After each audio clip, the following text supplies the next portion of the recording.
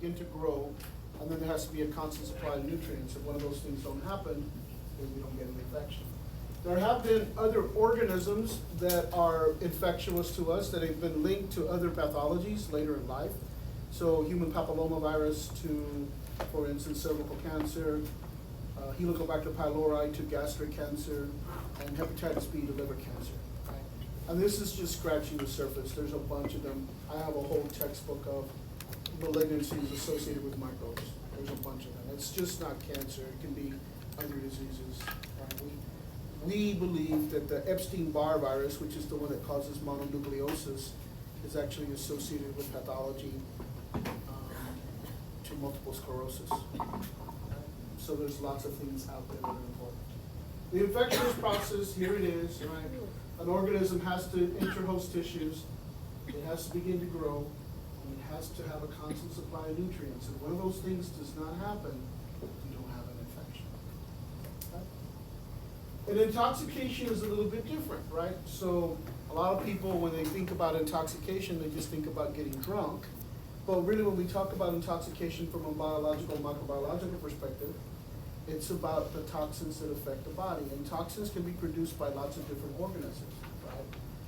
So when we say somebody has food poisoning, what does that mean to you, Isabella? They're throwing up. They're throwing up. Diarrhea.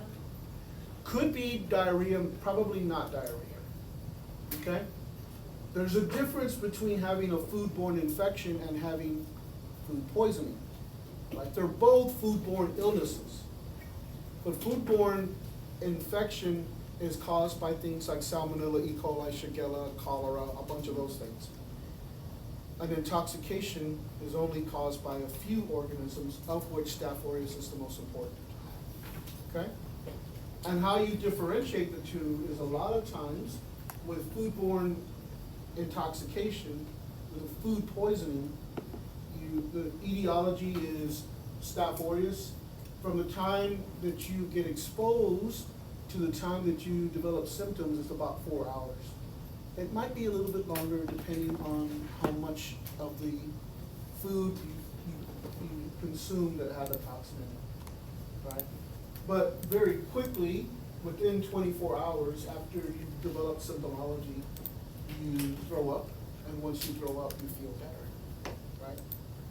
My last episode of food poisoning, true food poisoning, was about now 8 years ago. I was at my favorite Mexican restaurant and hotel with my family. And we went to my favorite, and I ordered the carnitas, and when I ate them, I knew there was something wrong. I called the manager over, he was a friend of ours, and I said, there's something wrong with the carnitas, you need to not serve them. He said, oh, okay, do you want something else? I'm like, no, because I knew I was gonna be sick. And my wife, we were with my family, my wife said, what's wrong? And I said, carnitas are bad. She goes, oh, you're gonna eat something else? I'm like, no, I'm gonna get sick. She goes, how do you know? I just know I'm gonna get sick, I'll tell her. So we went, from there, my family, the kids, they wanted to go to IKEA, which I hate.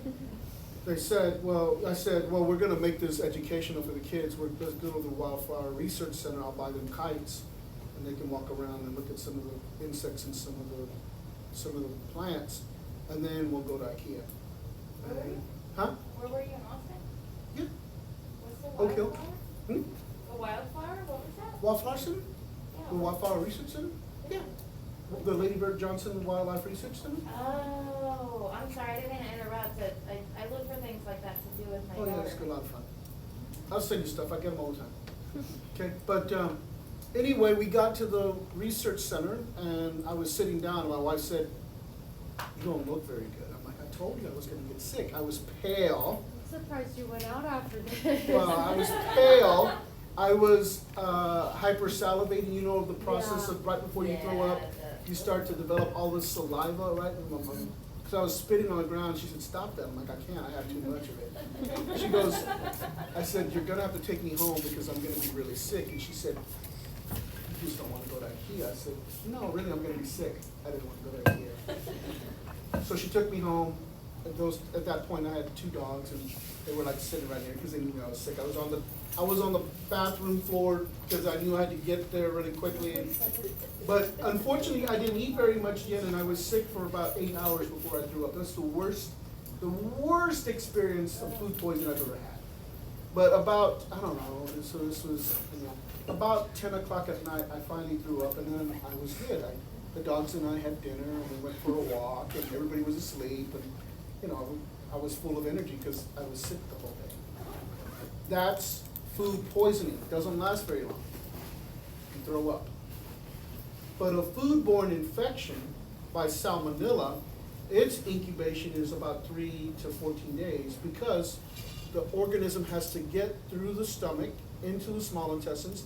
It has to attach itself to the microvilli of the small intestines, and then it has to start causing problems for you.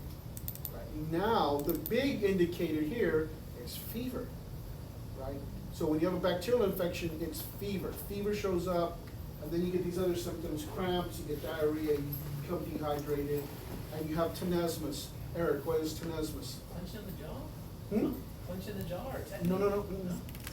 Tenesmus is the urge to want to go and defecate, but when you go, nothing happens. You might pass wind, but nothing else happens. You don't eliminate anything. But the cramping is terrible. Okay? Urge to defecate? Urge to defecate. But nothing happens. So you can see the symptomology is very different, right? That's because of the difference between the toxin versus the infectious agent. Okay? So when somebody says, Isabella, I have food poisoning by salmonella, you'll know that they don't know what they're talking about. They really have a foodborne infection by salmonella. Salmonella does not cause food poisoning. However, you have to remember that the common individual who has never taken a microbiology class, it's all the same. As a matter of fact, if you ask somebody what's wrong, they'll say I have the stomach flu. There is no such thing as a stomach flu.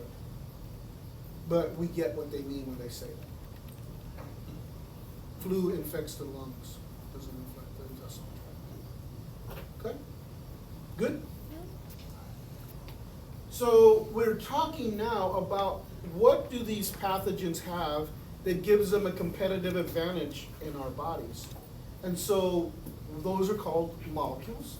They're molecules that are either structural or they are molecules that are produced by the cells and released to the outside of the cell.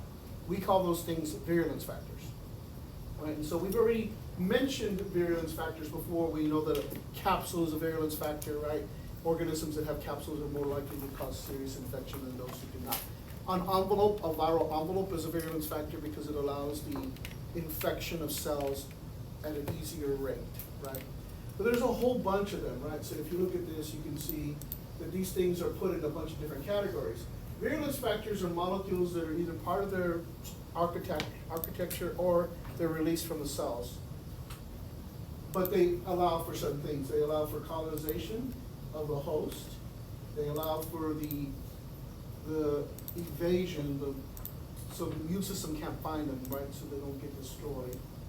Right? They allow for the entry and exit out of cells, and they allow for the infectious agents to develop or to use nutrients. The body as a nutrient source. Okay? So there are many ways to talk about virulence factors. I want you to know them in these 4 categories, right? So I want you to know them as structural, as a toxin, as an enzyme, as an antiphagocytic property. You see the 4 there? Now the reason that I've done that is I've deconstructed all of this material and put it into 4 categories, so therefore it's real easy to talk about, right? So I'm gonna ask you on an exam about virulence factors, and I might ask you, if we're doing free response, short answer, I might ask you to list the 4 different categories of virulence factors and give an example of each one, right? Yes, Kay? What were the 4? Structural, look here. Structural, look here. Oh. Structural, toxin, enzymes, Okay, and okay. antiphagocytic Thank you. properties. I'm Okay. sorry. Let's just I talk. was staring at the screen. Oh, well, I know, was like- because there's lots of different ways to talk about these things, right? But I've kind of I was staring at the screen. That was I've kind of like, put them in this Professor, I real don't easy see way to 4. understand stuff. So let's give an example. Structural, or part of the architecture of the cell or the infectious agent. Name some virulence factors. Flagella. Flagella. very good. That's an example. I saw that. Okay? The easiest one, of course, is things like a slime layer or an endospore or something like that. Okay? Toxin, there's two different types of toxins, exotoxin, endotoxin. We're going to talk about those in a minute. We're going to use bacteria as a model, although there's lots of toxins that are produced by all other types of infectious agents. We're going to use the easy ones to talk about. Enzymes, right? So an example of that would be hyaluronidase. We're going to talk about enzymes in just a minute. And then antiphagocytic property. All I'm going to tell you, these are things that are found on the surface of the cells that do not allow for the cells to be phagocytized. So one of them is called protein A, it's found on Staph aureus. The other one is called M protein, which is found on Streptococcus pyogenes. And those are two of the most virulent infectious agents that we will ever work with. What was it? Staphylococcus aureus and Streptococcus pyogenes. Yes, Jess?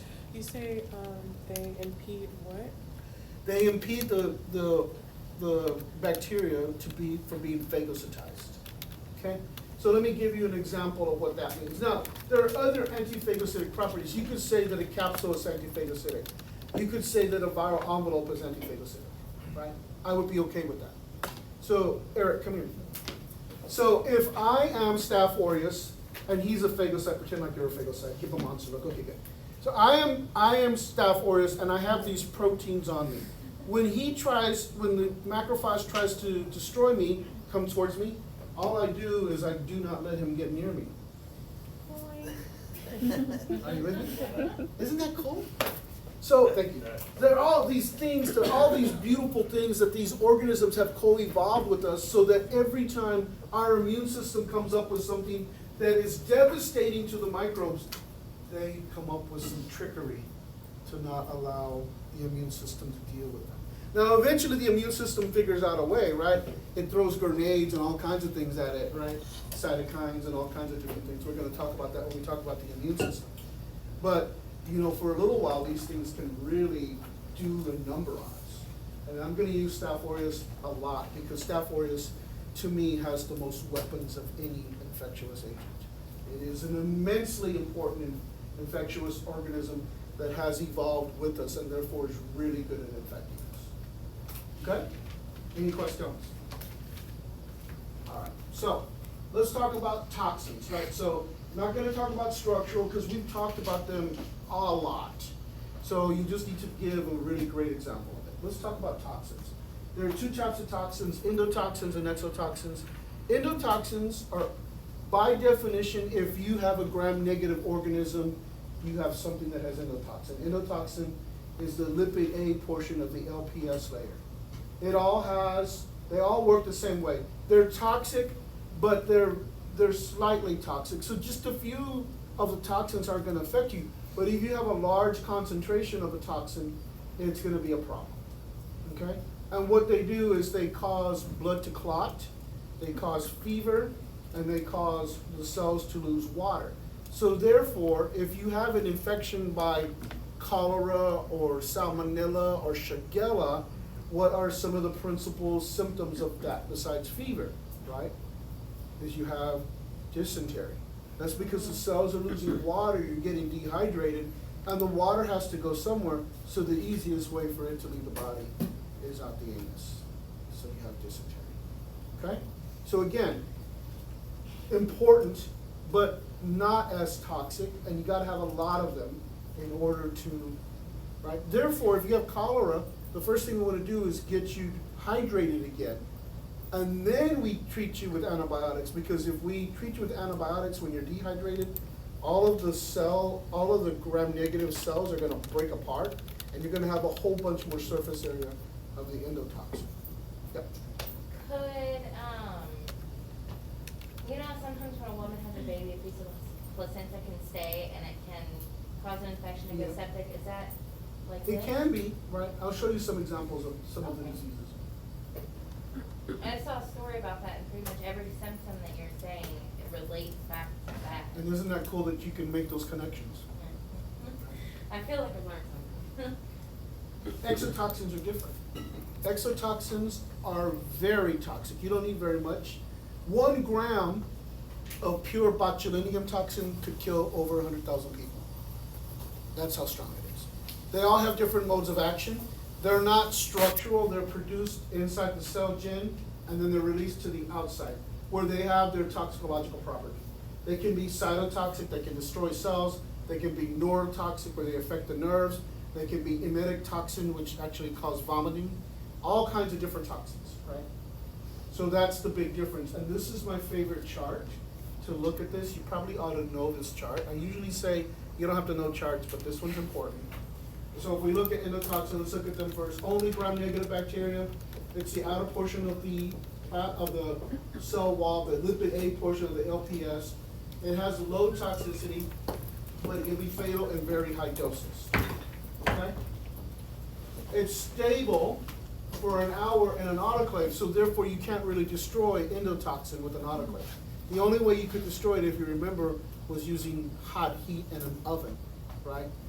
So it can and you consume endotoxin on a daily basis. You just don't consume enough of it to make you sick. Okay? Some of the effects of the host: fever, lethargy, malaise, shock, blood coagulation. It produces fever, but it has weak antigenic specificity because it's not protein by nature, so it's hard to produce.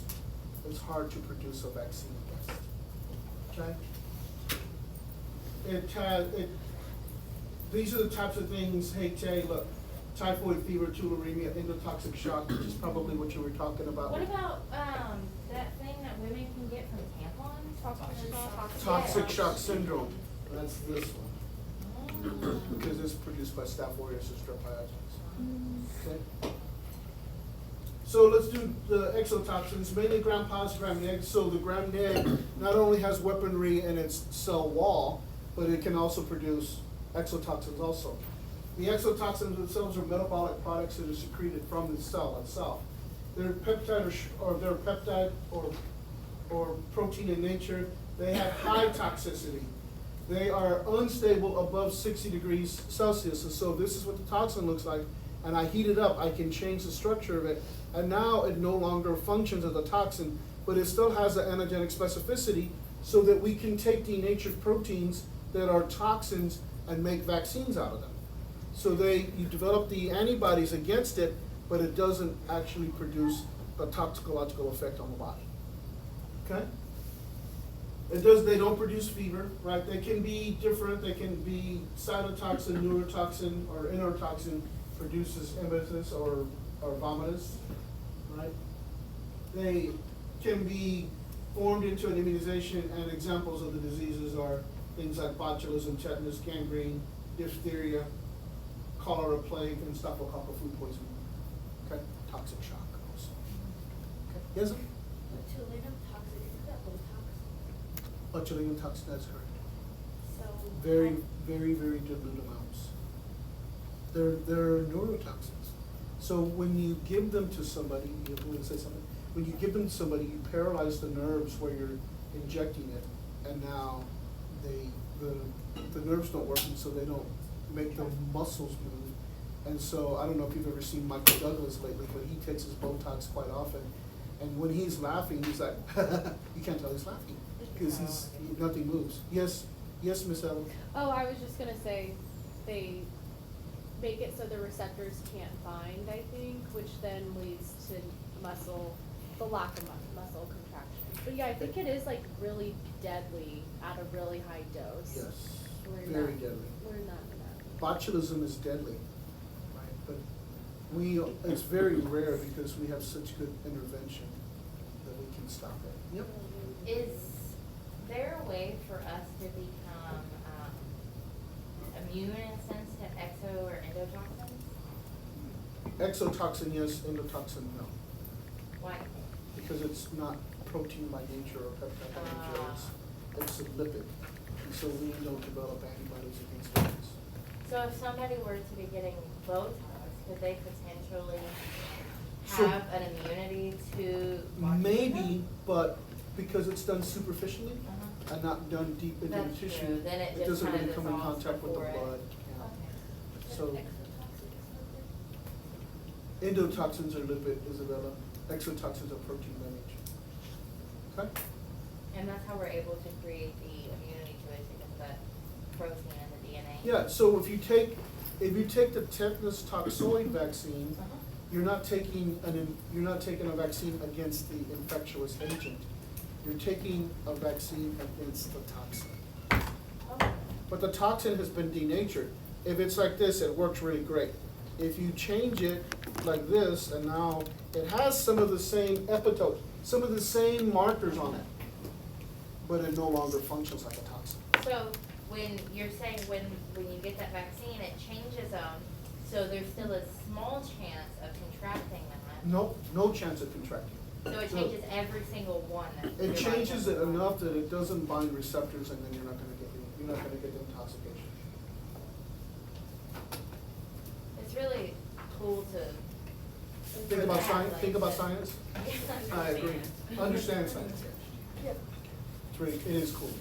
Every So- day I'm driving down, I'm like, oh my God. I know, I try to tell my husband about stuff and he just kinda looks at me, and I say, yeah, I guess it's how, when he tries to talk to me about the engine he works on, Yeah. like, I don't understand a word of that, so he just does. Oh, other I love, things. and I love the bat video. That is such a, you are so excited in that I video. didn't know, I was scared.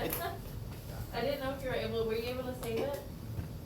I'm probably gonna turn it into a YouTube video. I don't care. Okay. I won't, nobody knows who you are. I mean, they might see your father-in-law, right? But- Yeah. Okay, let's talk about enzymes. So some of the enzymes that bacteria produce are things like lipases. And so if they produce lipases, they're the ones that are gonna cause the most problems on our skin, right? Because our skin, if we allow our skin to do what it does, our skin will produce lots of antimicrobial agents. It produces sebaceous secretions, oleic acids, lots of different things. That's why you should never be using astringents on your skin. If you're using astringents on your skin, all you're doing is drying up the skin and you're making it more susceptible to infection. Can you, what is that? It's Astringent, like the blue stuff that people just put on cotton balls and it burns. alcohol, things like that. You know Those what are I'm talking about, astringents. like the, what was that called, like Witch witch hazel. hazel? Witch hazel. Witch Oh, hazel, witch hazel, I and know. it was in a blue, it was blue Yeah, in a clear the Mario bottle. Badescu. What is it?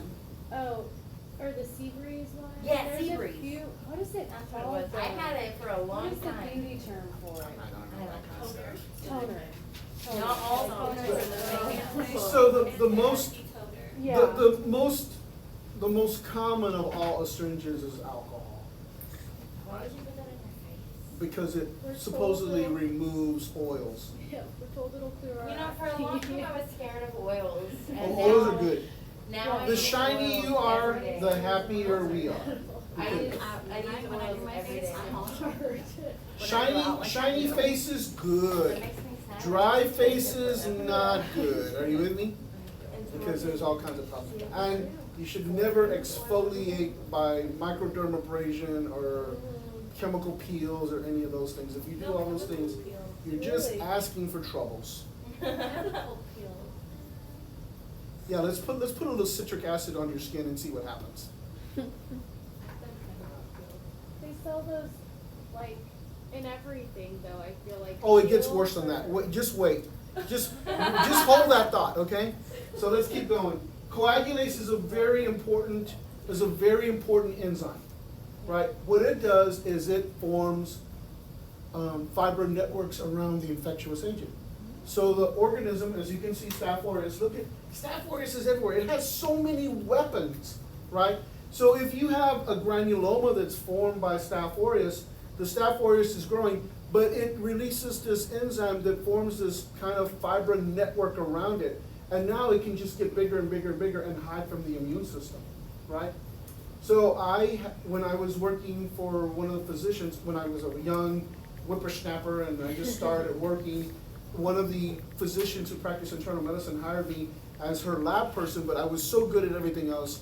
I did x-rays for her, I did draws, I did everything for her. And I was her medical assistant because I could do everything. So I would go in there and give injections and all the kind of things. So one time, a lady came in and said, I need to see the physician about this big old pimple I have. And the receptionist said, well, where's your pimple at? And she turned around and there was this huge granuloma on the side of her neck. She immediately texted me, come here. So I go in and what's up? This lady needs help. And I looked at her, I'm like, oh boy, this is gonna be fun. I thought to myself, it's gonna be fun. I took her to the room, I said, okay, we'll be right with you. I went back and I told the doc, I said, there's this huge granuloma that we need to do something with. And the doc went in and she stuck her head out of the door and she said, I need you, bring 3 emesis basins, come on in here. So I went in there. 3. Just wait. So we went in there and the doc started to scrub iodine on the surface, and she said, she told the patient, I'm gonna have to lance this, and there's gonna be a lot of liquid come out, but she gave a local, and she went ahead and lanced, and then I collected about 2.5 emesis basins full of Jesus. serous sanguinous, That's a lot. serous sanguinous fluids and pus. And I Well, I bet that was walked out, I fun. was so happy, I was gonna culture it, it was gonna be all great. And the doc stuck her head, I need you again, bring 2 more emesis basins. I'm like, 2 more? I walked in, she then told the patient, I didn't get the core, I'm gonna have to get the core of the infection out, or it's just gonna come back and be worse. And so she said, you might feel a little bit of pressure, but I'm gonna get the core out, right? So she took that number 10 scalpel and she cut it again, and she started pushing on it, and it wouldn't move. So she kept pushing on it. So I turned around, and when I turned around and looked at the doc had straddled the patient, she was Oh on my top. God. And so she was a great doc, and she was pushing down on it, and then I stood there and she goes, you need to move to one side or the other. So she said, when these things get released, a lot of times there's a lot of pressure behind them. And so sure enough, I got the emesis basin, I was standing by the side, and she pushed on it, and about that time, some stuff came out, and it all just started coming out. The core came out, it plopped up onto the emesis basin. I collected another 1.5 emesis basins full Golly, how of big was serous. this thing? Well, it was about 2 centimeters in size and Wow. in diameter. How much was it protruded from her skin? It didn't look that bad. I mean, there was a white head, but it didn't look that bad. So it was mainly. It was on the inside, right? And you looked, Tram, and you could see a hole in her neck. I was like, this is so, thinking like, this is so, because he never I said bet that. it was really Yeah. cool. So the doc cleaned it up, and then she sutured and put a Penrose in it, and then put some gauze on it and said, please change the gauze every so often, but I need to see you in 3 days. When you do something like that, do you pack it or just place the gauze on over? She did not pack. She just went ahead and sutured, but she put a Penrose. Right? Does everybody know what I'm talking about when I put a Penrose? You know what a Penrose? Penrose is a piece of sterile latex that you allow to go in. It's like an evac that you have now. For drainage? Yeah, for drainage. So you put this little Penrose in there, and it allows for any of the serous sanguinous just to drain into kind of the dressing she had. But she had to change that every 3 hours. Right. So it's important to allow the drainage, or if you start to pull serous sanguinous, you're just gonna get the infection. Did it cause staph? It was Staph aureus. Okay, wait, this is so crazy. My fiance, like 3 years ago, we always thought it was like a really bad infected zit, and I mean, it was on his face for over a year, and we finally took him to a dermatologist, and they did a similar procedure, removed it, gave him stitches, and then what I thought was really weird, first off, we probably should have gone to like a better doctor because he has a really bad scar, but they were like, okay, you're gonna remove the stitches yourself, you just need tweezers and Yeah, then you should have cutting gone to a needles. different doctor. Yeah, and that was my thing, is I was like, this is not good, and it's in your face, like, there's a lot that can go wrong. So we ended up doing it, and he went back afterwards, and they're like, yeah, you have staph. And they were trying to say he had staph from the removing, and we had like alcohol, we had alcohol and hydrogen peroxide. So he had a secondary infection. So he had but they were trying to say that it was staph caused by the removal, but the whole time I was like, I swear the staph was there before and they just didn't catch it. So now I'm gonna go home and tell him, because he tells people to this day that I gave him staph. And Which I never wanted to do. So I there's never no, wanted to there's no real way to tell what happened, but it looks like maybe that they didn't get the core. Yeah, that's what So because same they did thing- have to go back in. So my niece, a cat scratched her. Oh, that's actually really bad. Cat scratches and bites can get really bad. So cat scratched her, and she developed a granuloma on her face. But she didn't, that turned into an abscess of the tooth. It traveled. And she didn't want to go get it checked out because it cost a lot of money. But her mom said, what is that smell? It was the abscess of the tooth. it had caused an infection so bad that. And now, the infection was actually producing a whitehead. It was out. And so when they went to the doc looked at it and said, we're going to the hospital. This right here is known as a triangle of concern. Dr. Oz will call it the triangle of death, because anything that infects here can move back to the brain and cause serious problems. So they took her in and they put her in the hospital, and when she was in the hospital, they were cleaning it, and it popped because there was so much pressure. So it was just oozing. It just continued to ooze for hours, and it smells so bad. Yeah. I mean, my brother went in and he left. He didn't come back because my brother's sensitive like that. But they were gonna lance it, but they decided not to lance it because it was oozing very well, and they just thought it was all gonna come. But eventually, what happened is the doc went in there and said, while most of the superficial part, there's still some on the gums, and so they went in there and they cut and then cleaned. Right? Where was that, the ER? No, this was she was in the hospital for 3 Okay, days. I was gonna say, I'm surprised the ER touched her tooth, usually they'll tell them, well, go home, go to bed. No, she was in the physician put her in the hospital immediately. I worked at an oral surgeon for a while, and favorite thing to do. And somebody had a really, really bad infection on a wisdom tooth, and it was the same thing. So what happened was they had some kind of cut around their ear, and he worked in like a really dirty environment. I think he did like septic systems or something with like feces. Well, it got infected really bad. So what happened was between here and here, like right around his jawline, he had the same thing. He had a really bad, like whitehead. And I'm telling you, this thing was huge. But there was also one in his mouth, right around his wisdom tooth back there, where it connected to. And when we were removing the tooth to drain the infection to lance it, they popped at the same time. So we didn't know what to do, so I had to have another assistant come in there and help, like not drain it, but because it was just going. It's amazing how much can come It out. was really difficult. So you dental hygienists are thinking, well, I'm never gonna see an infection. Oh, yeah, you will. Yeah. But if you want to watch some of these things, they're a little more dramatic, because I think they tell the people, just say, oh my God, a lot. It's popthatzit.com. Oh, Dr. Pimple Popper. Yeah, you can do that one also. too. But popthatzit.com is It's like my like my favorite favorite copy. one, because they have a lot of So nasty gross. abscesses on there. If you want to go and watch one of those, then feel free to do that. Okay? Which brings us to our last enzyme, hyaluronidase. Hyaluronidase breaks down hyaluronic acid. All you individuals who take an anatomy and physiology, tell me what hyaluronic acid does. It helps hold moisture in your skin. So that's the marketing ploy. Hyaluronic acid is the cement of the cells, right? So if you look here, you can see that when hyaluronidase is actually infecting the cells, it breaks down the hyaluronic acid. Hyaluronidase comes in and breaks down the hyaluronic acid, starts to break down the collagen, right? And so now you have cells that are separated from each other, So it's easier to and the infectious agent gets in quicker. Huh, how are they So- allowed to sell this stuff?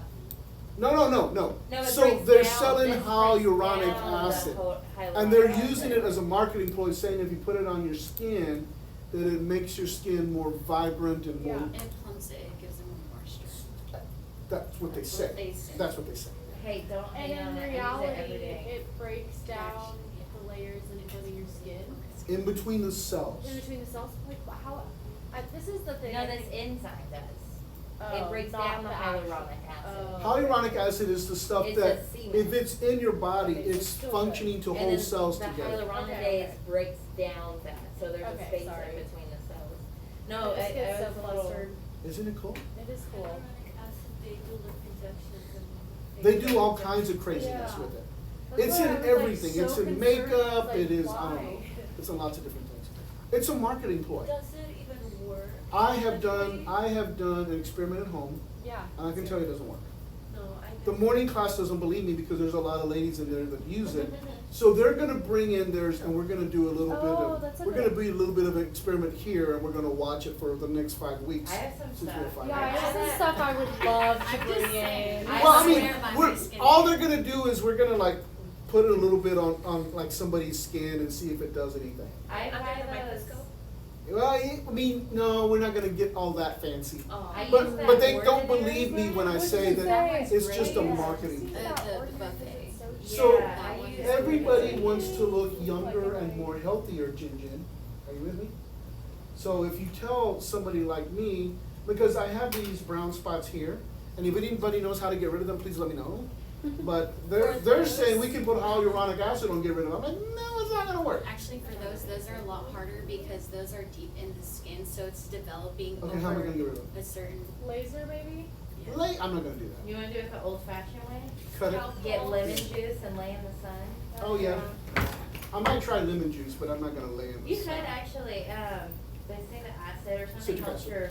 your cells repair faster, I don't know. You can also get burns from acid. Yeah, yeah. Anybody else have questions about enzymes? So we covered toxins and enzymes, yes? The antiphagocytic, I'm not gonna do any more with that, that's all I'm gonna do with it. And then, the structural, yep, you're gonna pick one of those. What? What do you mean you're gonna Tay, pick did you one? go blank on me for just a minute there? What are you talking about? What, we're gonna pick one of what? The virulence factors, we just finished them. But you said you're gonna pick one. You're gonna pick one. For what? For the exam, the question is gonna be, discuss the 4 different categories of virulence factors and give an okay. example. I thought there was a project and I was like, what is No going on? project. So we only need to choose one, not all. Let's talk, now we're going to start to transition to talk about the defense mechanisms of the body, right? Innate and also acquired, which will bring us to talk about vaccines. So we're gonna talk about vaccines next week. I hope we have a spirited discussion about vaccines, as long as it's respectful, we'll talk about it, okay? Because there's gonna be people who believe in them and people who don't believe in them. Of course, I'm a big believer in vaccines, right? But I'd love to hear other people's ideas and thoughts about what's going on. So if we look, this is one of my favorite things to look at, host defense. This is innate and non-specific. First line of defense is physical, chemical, genetic components that can help you, right? Second line of defense are the inflammation response, the formation of interferons, the phagocytic properties themselves, and complement. And then you have your third line of defense, which is my favorite one to talk about, which is the acquired immunological defense mechanisms that you acquire throughout your entire life. This is the formation of antibodies by coming down with the infectious agent or having an immunization. Yep. What does the complement part mean? So complement, I'm gonna talk about it just briefly. I'm not gonna get into all craziness about it. There's 3 pathways. But what that is when it gets initiated, it turns on a whole bunch of proteins all at once, and those proteins will actually kill whatever infectious So they agent is. complement each other, that's why it's called that? It's complement because it complements the rest of the immune system, Okay. okay? But complement is spelled different here. Mhm. Right? It's not, Is it it's meaning- not like, Well, hey, this is Tram, you have really meaning, beautiful right. hair. That's a compliment. No, this is meaning like they pretty much work together to help one another. That is correct.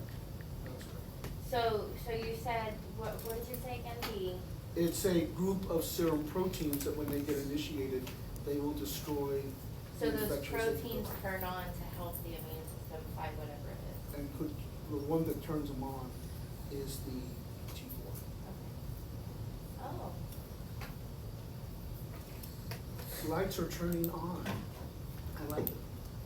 Okay, so let's talk a little bit about this, and then we'll move into talking about immunology. So non-specific barriers, the most important one, of course, is the skin, but the mucous membranes are also. The skin itself is really important. It's a beautiful barrier, right?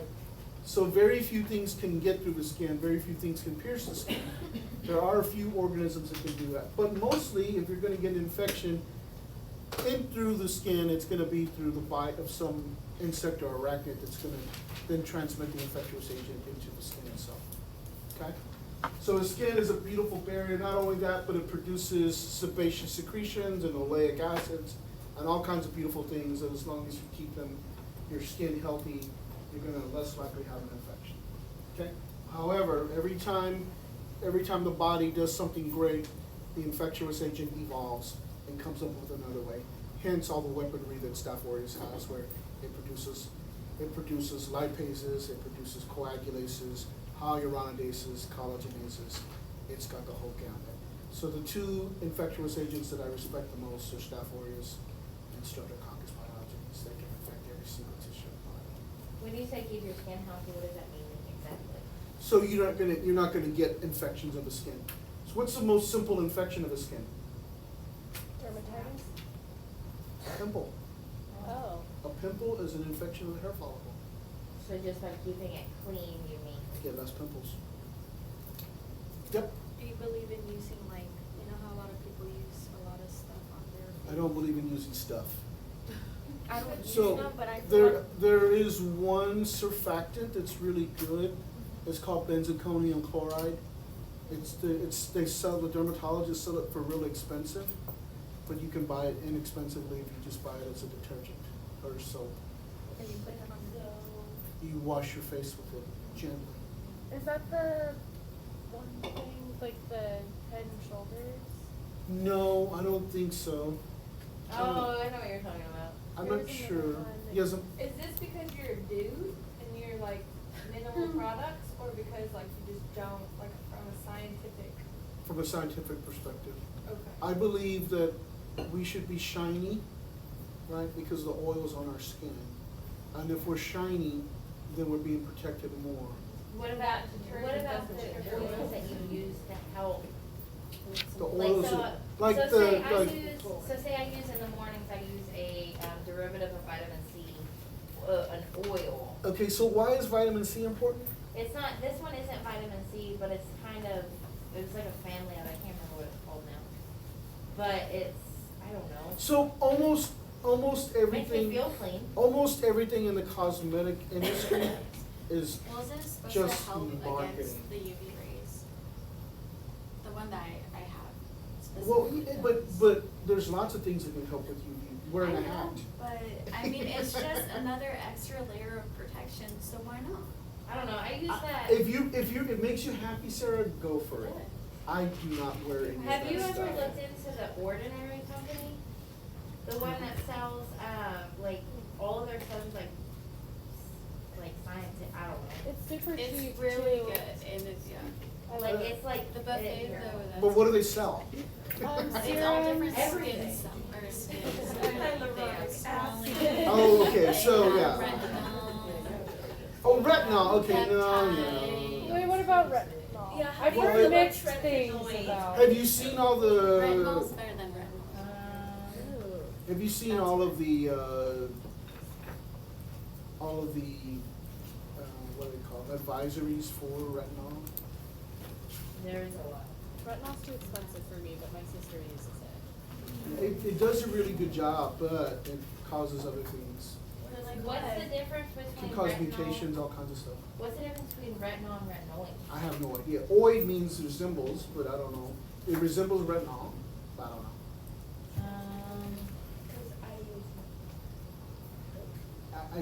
Yeah, so you've already said I use hyaluronic acid. I don't use hyaluronic Okay. acid. Yes, Sam? I would like to know what the two organisms were that you said were most respected by you because they have the ability to. Staphylococcus aureus and Streptococcus pyogenes. And they can affect any tissue? Every single tissue cell of the body. Everything. They have the weaponry to get through everything. So this is Staph the- aureus has also developed so much resistance to antibiotics. Streptococcus pyogenes hasn't learned that trick. You can still kill Streptococcus pyogenes with penicillin. It doesn't have any resistance at all. You don't normally have Staph aureus on us anyways? Everywhere. Yeah, As long as it's there and And- doesn't get into your body, right. it's not gonna cause a problem. So I was wrong. What I use is not, it's the opposite of vitamin. But it's good. It says it's antioxidant. So so y'all aren't gonna like this, I'm gonna tell you this anyway, because I used to work in the pharmaceutical world. Almost everything that is Tell us. a cosmetic is only marketed because people think it works. I totally believe that. I believe that. Almost none of it works. True story. But what if you actually see like results? Then go for it. That's why Again, if you figure it out, then I wanna get rid of these things. I don't Well, like like, it. I I used do to have- have something that actually could work for Okay, that. tell me what it is. I don't know. Okay, no, you just, like later, you can tell me. Okay. Well, like I used to have Cystic acne. And I got on a routine, I've been on a routine for like 2 years, and I have never changed it, I'm terrified to change it. But like, that's the stuff I've used. My wife I has only use cystic 3 acne things. also. I Used to. use 3 things, and that's it, well, 4, cause I use 2 different moisturizers, but that's My- it. My wife has, I mean, I shouldn't probably say this, but I'm gonna say it. Do not tell her I told you. She's done the whole microderm crap, you know, and never really did anything. I did that in. So, What is her secret now? she stays out of the sun. And when she does go in the sun, I make sure she wears a hat. And she's very fair skinned. She's Samantha Fair. That's how fair she is. Okay? Allergic to I know that is something if I get in the sun too much or if I drink. Well, too you much. also are very fair skinned. If I mean, you're a redhead, come on, you know? If I drink too much alcohol, my skin goes insane. Sun, UV rays and 'Cause you get alcohol dehydrated. make me just Dehydrated. regret doing anything. Okay, so here, look at all this stuff, right? All the different defense mechanisms that the body produces, right? Sebaceous glands release sebum. You have lysosome, an enzyme that can break down the cell wall in your tears. It's really good that your eyes are moist all the time. And one of the first things that happens if anything gets in your eyes, it tears up like crazy. That's a defense mechanism for the eye. It doesn't want the cornea or the lens to get scratched, so you tear up, and hopefully all that tearing allows for whatever foreign object to get down in the crux of your eye so you can remove it, right? Is But the, that doesn't like- stop Staph aureus, right? Because Staph aureus is the #1 cause of pink eye. Look at all the weaponry that Staph aureus has, that it can get through all these different defense mechanisms we have and still cause problems.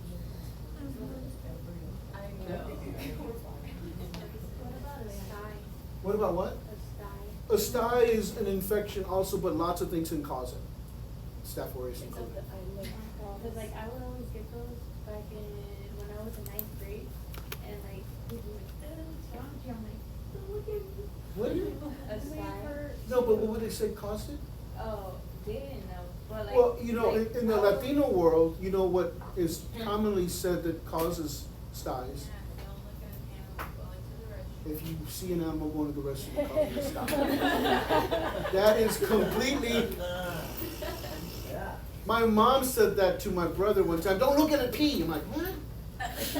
You're gonna get a sty. I'm like, no, you're not, Mom. Oh my God. Is a sty the same as a cyst? It's a big old. so yeah. bad. Popped in.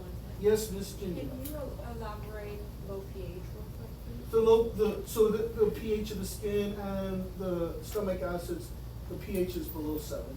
And remember, bacteria cannot grow on low pHs.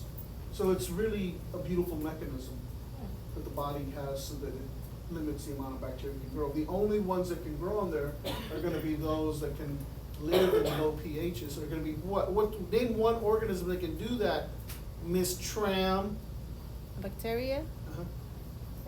Staph Staph aureus. That was- See how many times I've mentioned its name today? That particular organism is beautiful. I have a lot more respect It can for do so much damage so quickly. Okay? but Here are like the someone flushing who mechanisms. has that, This is the way your body gets rid of a lot of things that are foreign to it before it gets into your body, right? So things like sneezing, coughing, lacrimation, which is tearing up, crying, sweating, the formation of earwax. Everybody should have a little bit of earwax in their ears. Doesn't have to be Shrek-like, but you know, you have to have some earwax, right? So the formation of earwax in your ears is called cerumination. Okay. Then you have salivation, not to be confused with salvation, that's a different thing, but salivation is important, right? The last time I got food poisoning, I can remember being hyper salivating right before I threw up. I was producing so much saliva, it was coming out of my mouth. For what, Where does because it you're go? already gonna throw up, why are you It's a defense stopping? mechanism to protect your teeth. So if you have a lot of saliva when you throw up Oh, all and it this puts acid, that. it's not going to. That's why unfortunately people who have anorexia nervosa bulimia have really bad teeth, because they lose that mechanism of hypersalivation. Pregnancy too. Well, I didn't know about that one. People, lots of people claim that pregnancy makes your teeth go back. Completely false, by the way. Totally false. It But- does but- not make, but there are things in pregnancy that can lead to it if you don't take care of your teeth. And one of them is if people. Kay, I've never heard of that. That's something completely new to me. If people throw up a lot when they're pregnant and they don't rinse their mouth out or brush their teeth immediately, the acid sits on their teeth too long and it can cause digestion in a That, sense. that part is absolutely true. Mhm. I just have never heard of pregnant females getting bad teeth. I've never. It's not, I've never been a pregnant female. You know, but so, I people mean. claim that pregnancy. What? Yeah, every. Look at Sam's teeth. She's It ruined my teeth. showing off. My her teeth. sister was one of them. She said it shouldn't after. My husband's cousin argues with coming afterwards, like, pregnancy and gingivitis is a thing, but not, it doesn't ruin your teeth. People try to argue about that. I'm not gonna argue because I have no background at all. My husband's cousin like got mad at me because she has really bad teeth and she was like, well, having my 4 kids did it. I'm like, no, it didn't. No, It did not ruin your teeth. Girl, you did it. Yeah, you didn't take care of your teeth, right? So, here is the ciliated cells of the trachea and the lungs. The ciliated cells are so important, they're part of the mucus escalator. And as long as the mucus escalator is working, your lungs are gonna be healthy. You want the lungs to cleanse itself at night when you're asleep. When you're asleep, the lungs start to cleanse itself and all of the debris gets moved by mucus up to the upper parts of the lungs. And so a lot of times when you wake up in the morning, you blow your nose, you have to hack up a little bit because of all the work the ciliated cells have been doing all night long. Is And that when your therefore, cough gets worse at night? no, that's a different reason. Okay. So a lot of times that's the accumulation of allergens in the air, right? Yep. I've always been told that, well, I found it to be true for myself, but like, if I'm sick, I can't, I've never been the person that's been able to lay in bed for so long, because I feel like absolute crap afterwards. Like, I feel like it's worse, and like, my mucus Mhm. just stays on one spot, but when I move around, it feels like it loosens up. And Does that, and have that, something to do that's with that? true, yeah, but that's true for any movement. If people are a little bit more mobile, where they walk a little bit, Mhm. they're, I mean, even when I start walking, my lungs start to cleanse and I have to spit out a lot. Mhm. So if you're moving a little bit or exercising, your lungs are gonna start working and cleanse itself out. Is it true that if somebody like, I know pneumonia is a bacteria, but is it true that being immobile can cause that to happen? Yes. Because the fluids start to accumulate in the lungs. And the lungs are not sterile, there's Mhm. stuff in them. Okay? So the more sedentary Someone a life is- you live, the higher the probability you're gonna get pneumonia. So would you say that's why so many people, elderly people in hospitals get it, is because it's already there, and then the Well, immobileness makes it So most of worse? the cases that I have ever been involved with the elderly, they went to a hospital and then acquired it there. But you can acquire like strep pneumoniae Mhm. at home. Okay? Klebsiella pneumoniae, probably in the hospital. I'm really worried about the homeless population, and I never get to see any statistics of what's going on with the homeless population. But a lot of those individuals are immunocompromised because they're alcoholic. Yeah. And so they have really suppressed immune systems, and they're working in an area where there's a lot of debris from other individuals. And I'm surprised we don't see more illness with that. And I'm not talking about mental illness, we see that more than we see the infectious elements of the homeless population. One of my neighborhood homeless men, Eddie, I haven't seen him around recently, but I mean, he smoked every time I saw him. But he had like a really enlarged stomach, so I figured that That's he called had. ascites. Yeah. That's liver problems. That's what I was, probably. yeah, and I haven't seen him. Oh, like the pregnant belly on a man? It's more than that, I mean, But it's, that's what it looks Giant, like in a yeah. sense, and it's actually like hard to the touch. And Some- grandpa's like, and he does have liver problems, I never thought about that. so people can get it also when they have cancer of the thoracic or abdominal cavity. And so they can get ascites there, but that's mostly from the body overproducing fluids to protect the body. You get ascites also. Yep. So a hard, big belly is not good? No. So a hard big belly, well, I mean, okay, it depends. If the guy There's works some out all the people- time and has, you know, is ripped, okay, probably okay. But every dude's belly is gonna get a little bit bigger. I'm an example of that, right? But it should not be distended. And so if it's distended, then you have to consider whether that is from the fluid buildup or if it's from just a lot of adipose tissue. And so there's a big difference. So a lot of times the adipose tissue is gonna be softer and movable. Ascites is gonna be very hard and not movable. But ascites is a symptom of liver failure. It's a symptom of congestive heart failure, of renal failure. There's a lot of things that can be going on with that. So we just need to be aware of what's going on.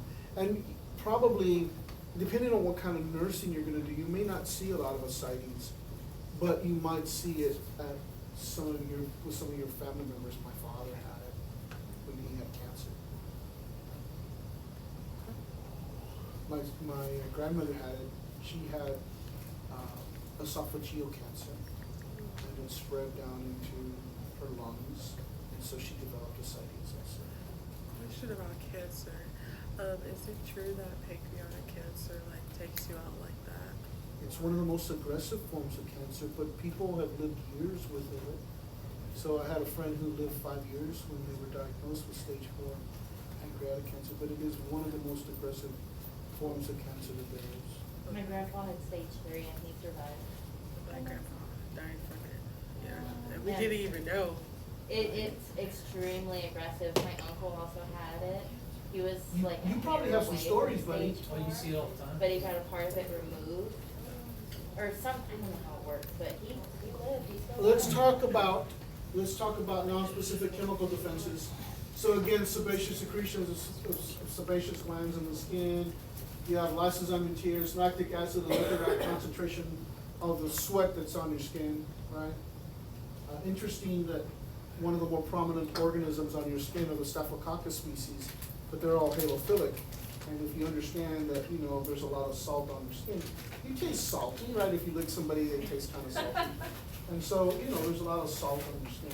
It's very prominent in young men who exercise and are wearing a hat or a shirt. A lot of times when they've sweated a lot and then their shirt or whatever has dried, you can see some of the salt lines on their shirts or their hats, right? When I used to golf more frequently, a lot of the players would have kind of just these crystals of salt on their cap because of all the salt that's in the sweat itself. Right, the skin's pH and fatty acid content, hydrochloric acid in the stomach, digestive juices in the bile intestine, the antimicrobial fluid by which semen floats in, right? So when semen is released, the sperm are actually in an antimicrobial, so they don't get destroyed, right? Because the journey that they're about to undertake is a perilous one for the sperm cells, right? What's the fluid made of? Well, there's a bunch of things in it, right? I mean, we could look it up, but it's all antimicrobial, okay? And then you have the acidic pH of the vagina. So when I think I told you when I was in college, one of my jobs was that I was a night stalker, and I had IOS 3 and 4. in the grocery store aisle. 4 was the cat and dog food aisle, which was cool because I got to see a lot of botulism with Cozy Kitten and some of those cheaper cat foods. But I didn't know very much about the health and beauty aids, as I still don't, right? With all the high hyaluronic acid stuff y'all have been I think talking there's about. too many to know everything. But one of the things that I had to stock more frequently than ever were douches. And so in those days, in the 1990s, douching was very popular. That you should not be doing that unless it's medically necessary. I've never understood that. What is it, like? It's just a slight acidic environment solution with water, and then you just simply rinse What- out the vagina. What was the kick behind it, like? It made individuals feel clean, and also if there was any kind of odor being emitted from that area of the body, it would take care of that also. Okay? So first of all, if you have an odor coming from that area, there's something physiologically wrong. Go to the doctor. You need to go get checked out, right? But I used to have Hispanic women come in there and buy cases of the douche. They would actually tell me, I need 2 cases of this, can you order 2 cases? And I would order 2 cases and they would come pick it up. I mean, it's literally inside of your body. Why do you care about putting, Well, what I'm gonna say is, unless it's medical necessary, a physician has told you to do it, people should not be douching. That's just my perspective. I mean, I am not a woman, and I'm not trying to say women should do something or not do something. You guys. no, but on a medical perspective. But I'm it's just talking not- from a medical perspective, because when you do that, you completely obliterate the normal inhabitants of the vagina, and something can take over and overgrow, and then you have problems. Isn't Okay? that like a marketing campaign more or less from the 50s to the 70s, What was it? like in magazines and stuff? Oh, I mean, it used to be, yeah, so. My mom did it. I mean, just think remember. about all the advertising for smoking that was prominent. And then they told people not to eat eggs for a long time. That's Because just it- crazy. Because what was the ploy behind it? I did a paper on that. Cholesterol. Yeah, it made your cholesterol too high. Lies. Yeah, that was a lie. For sure it was a lie. But It's the so egg crazy. industry was hurt for a long time because of that. They were for years. It was a long time, like 10 to 20 years. So here's complement, and so somebody asked about complement. Complement is a group of serum proteins that when they get initiated, they form a cascade. So think about a sparkler for like a firework. Are you with me? So when you light it up, it starts to, and then it gets bigger and bigger and bigger. So that's the way complement works, is it gets initiated, and then those initiation sequence really initiate a whole bunch of other proteins. And all these proteins get turned on at once, and they're all doing the same thing. They're all helping the immune response take care of this infectious agent that might be out there. Interferons are important. Yes, ma'am? Are we gonna need to know like what C3, C5 does? No, mm-mm. Oh, pardon No. me. Somebody else made you do that? Yes. Yeah, okay, I'm not. It was I tragic. sometimes give that as a extra credit, but I haven't decided the way that the complement cascade gets initiated. I think we did it too. Yeah. So, if we think about interferons are produced by every single cell, but in very minute amounts. And they're really important because they have antiviral and anti-cancer properties. They interfere with the transcription and translation of messenger RNA. So you want these things to occur. But unfortunately, we just don't make enough of them so that we're never gonna have cancer, right? Or we're never gonna get a viral infection.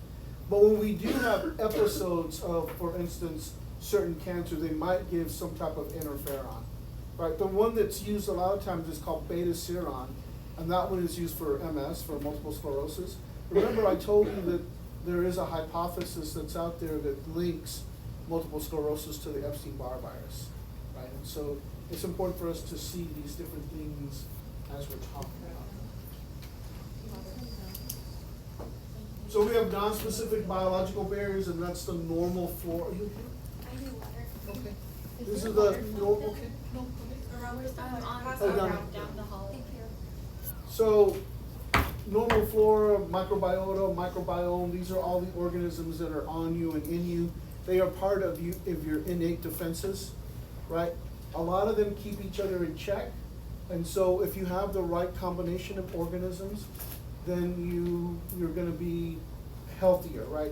There's a lot of papers that have been written about cultivating the microbial organisms in the intestinal tract, right? Because if you do that, then you're not gonna be as sick as much. And not only that, but there's some scientists out there that are working on the hypothesis that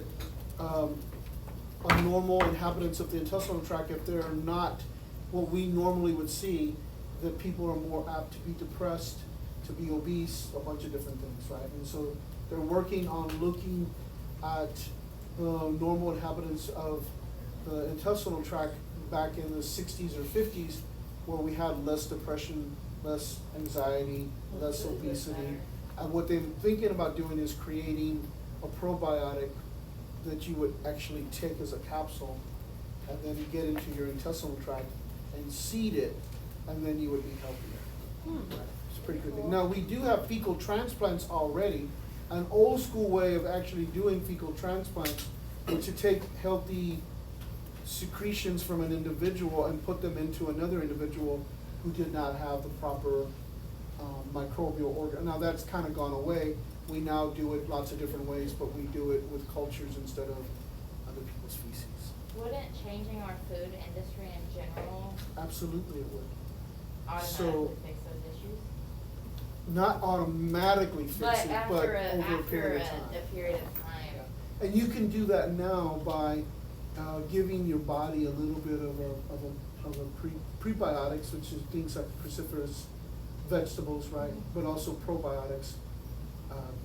You can take it in a capsule form, right? Or you can consume yogurt or kefir or cottage cheese, things like So that. theoretically, you can conclude, like, from those studies, that since those rates of depression were lower back then compared to now, it could be because of the quality of the food we eat. That's now? that is the standing hypothesis.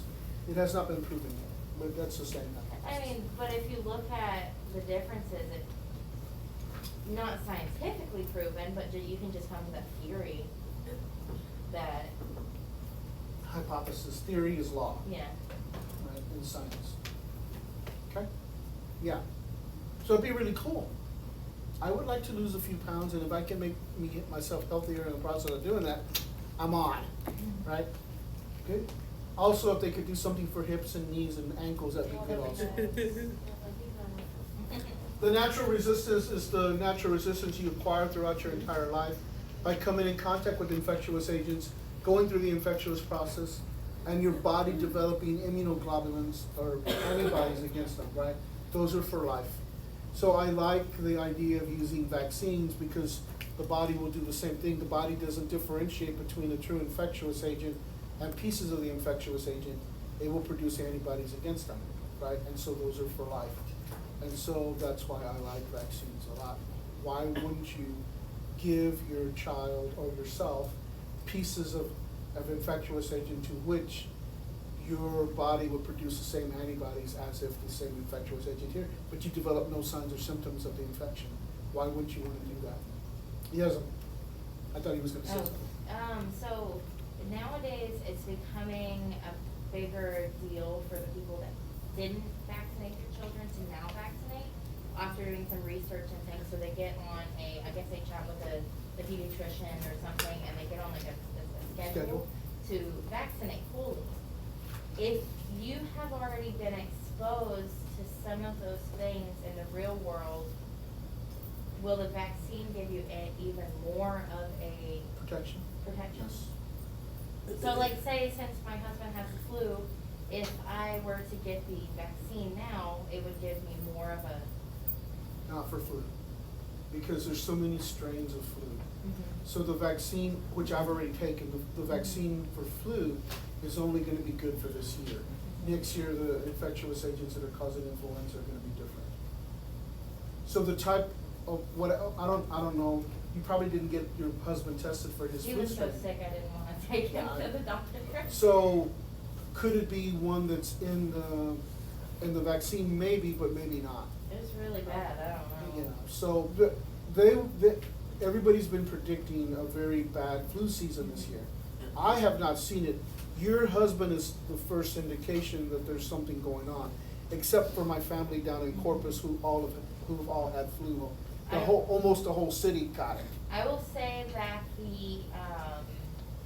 the excretion method, like throwing up and diarrhea, wasn't anything. I mean, one night, an hour maybe, but the bedriddenness, the tired, the aching, he hasn't been able to sleep, he just got out of bed yesterday. The thing It's that's bad. interesting to me is my family in Corpus all got tested for the flu, and it all came back negative. So they say, well, we don't have flu. I'm like, no, that's not what that means. Just a I said, different. you might have flu, you just don't have one of the strains that they're testing for. Because, I mean, there's thousands of them. Which one do you test for? And that's the reason I didn't take them. They were gonna send them home and tell me to do exactly what I was already doing. Usually, in a population, because of the testing that we do, we can tell which one is the dominant strain. We haven't done that yet, because there just haven't been that many cases, except maybe in Corpus. But the guys down there didn't do any testing at all. Maybe some smart doctor sent off sputum to the CDC, To and see maybe if they're it was looking that at it. other one. Well, I haven't heard of any dominant strain this season. Yeah, that's, And our flu season starts a lot later. I should've brought you. Yeah. You could've tested. Well, no, but our flu season starts a lot later, so most flu season is going on right now. But our flu season doesn't start till around Thanksgiving, right? And so we'll see what happens. Well, that's what he said. He was like, it's not even flu season yet, is it? I was like, I'm going to Corpus I got another family event. I'm going to Corpus next weekend.